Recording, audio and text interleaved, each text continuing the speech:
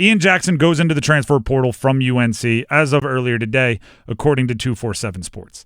This is, I can't say unexpected, right? Just because he wasn't in the portal, there was a point in time in the season last year where I started looking around going, I don't know if many players of his pedigree stay around for another season if their season goes the way it's going.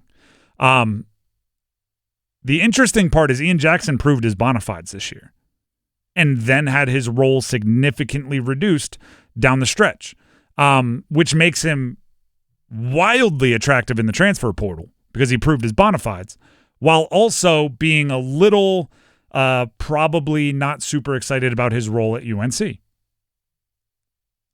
That's a perfect storm for going into the portal, cashing out. He's going to be one of the most attractive guys in the portal. There's two ways to look at this. One is UNC's side. One is Ian Jackson's side. We'll start with UNC's side. The stakes are high for getting the backcourt correct. I just wrote down very quickly during the commercial break kind of a in-out maybe of the contributors from their past year and the guys that they've signed out of the portal. Out, RJ Davis, graduation, can't do anything about that. Elliot Cadeau, Ian Jackson, all in the transfer portal. Jalen Washington in the transfer portal. Jalen Withers in graduation. It's a lot of out. That's a lot of outgoing production. In Jonathan Powell from West Virginia, shooter, young guy, and Henry Vasar, 7-footer from Arizona. The maybes become wildly important. And I hate that this is maybes. These are just players that are on UNC's roster, but they were also on UNC's roster last year. So until the window for them to enter the transfer portal closes, I guess they're maybes. Seth Trimble, Drake Powell, then Alan Lubin. Even if Trimble returns, there is a pretty gargantuan gap in the roster in initiator of the offense, in ball handler, in the 1 and the 2. Right? I like Trimble. We've liked him the last couple of years. Very good defensive player, very athletic, but isn't exactly your traditional 1. So looking at what UNC has here, Cadeau on the way out. Some people think he kind of just outlived whatever was going to happen at UNC. I think it is a change of scenery for both, might do better. Ian Jackson, if he returned, I think his role was going to be pretty significant.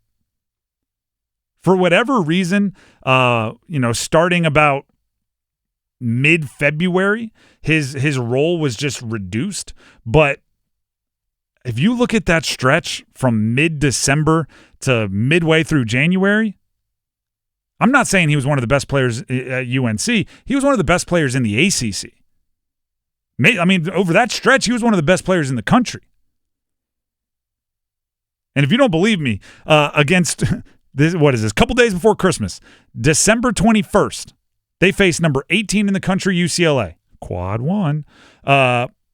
76-74, a victory for UNC. They didn't have many victories over ranked opponents this year. What happened in that one? Ian Jackson was their best player. He had 24 points on 13 shots, which is absurd.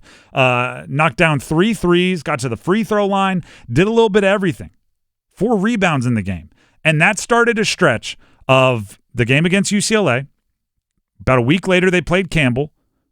A couple days later, they played Louisville, another team that ended up being a very good opponent, lost the game, but Ian Jackson played well, 23 points in that one. Against Campbell, he had 26. At Notre Dame, the next game, he had 27. Versus SMU, another solid team in the ACC that they won by double figures, he had 18. At NC State, rivalry game, they won by 2. He had 21. Versus Cal, so that's at home, they won that one by 20-something. He had 20. That's a really good stretch of play. So it's not projection exclusively, right? A lot of times you see if somebody goes in the portal, and they're plucked out of the portal by a big school, and the first thing they say is the former 5-star, that usually means they hadn't done much in college, right? The former 5-star is usually followed up by averaged 5 points and 3 rebounds.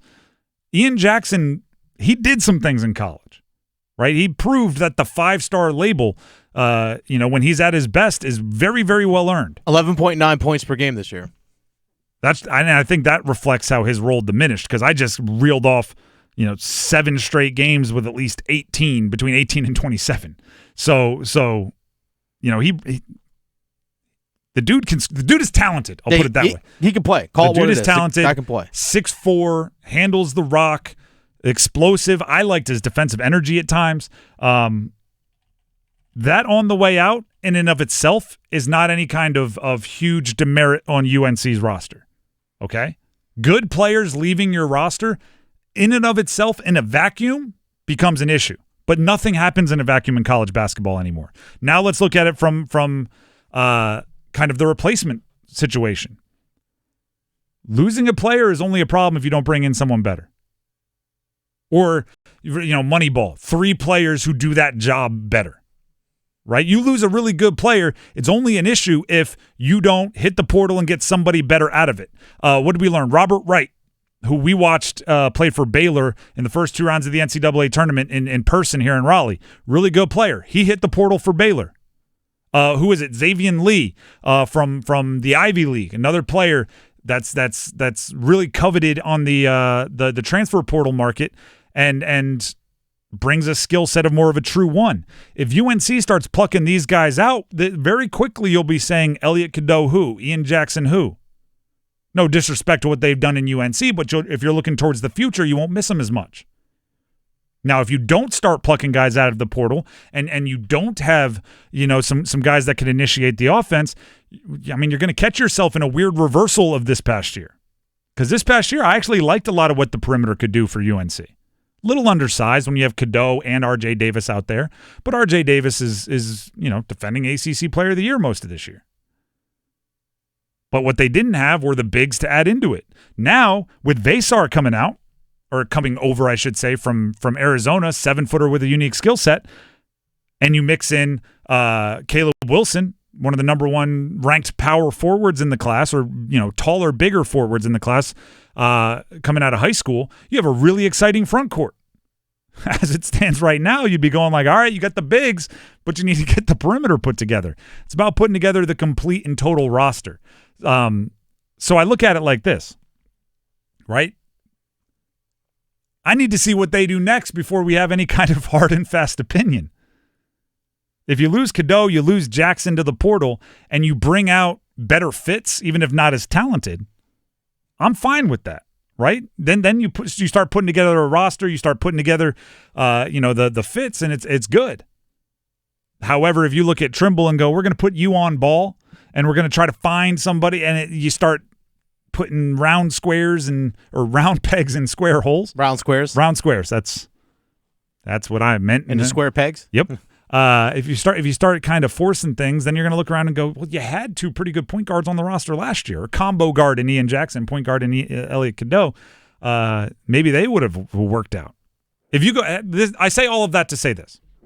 Nothing's done, right? The rosters in college basketball are ever-breathing, living organisms that are changing constantly. So there's nothing final.